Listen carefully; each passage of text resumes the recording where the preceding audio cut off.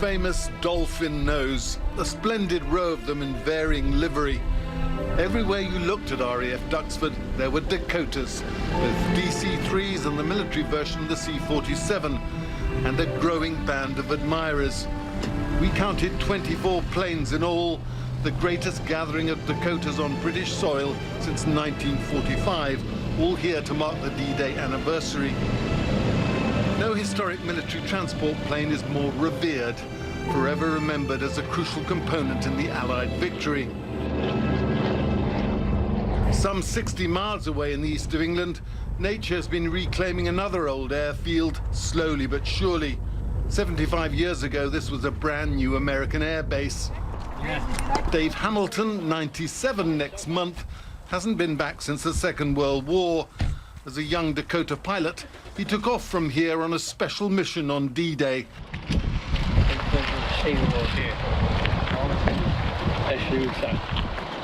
This was his first sighting of one of his old runways.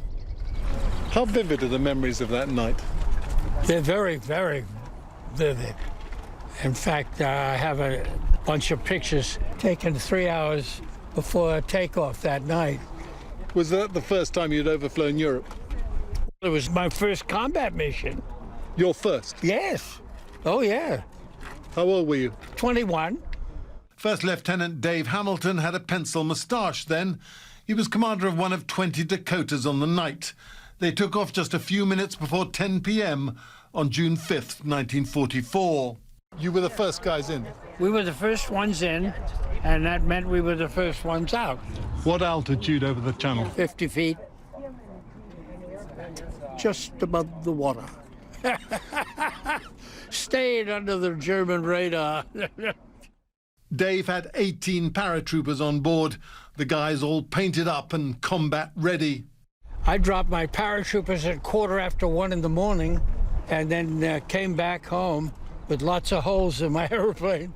And I had nobody injured or hit. Unbelievable, but they just hosed us, you know. It's like running through a water shower. We heard it before we saw it. A special Dakota fly past in honor of a 96-year-old flyboy. Hey, Dave. Plane. Do you hear that? Yep. Look up, Dave. Hey, familiar sound?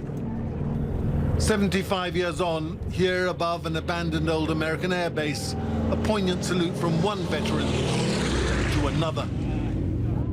Back at RAF Duxford, they've been preparing for a commemorative flight and airdrop. Whoever designed that airplane and did a wonderful job. They ought to paint one in gold and put it on a mountaintop somewhere and honor it the way it ought to be.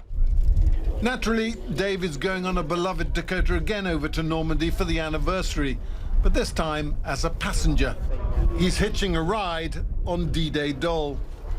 Looking forward to that. Oh, yes, yes, yes, yes. I haven't done it since 75 years ago. And this time we won't be hosed. Nick Glass, CNN, with Dave Hamilton and the Dakotas.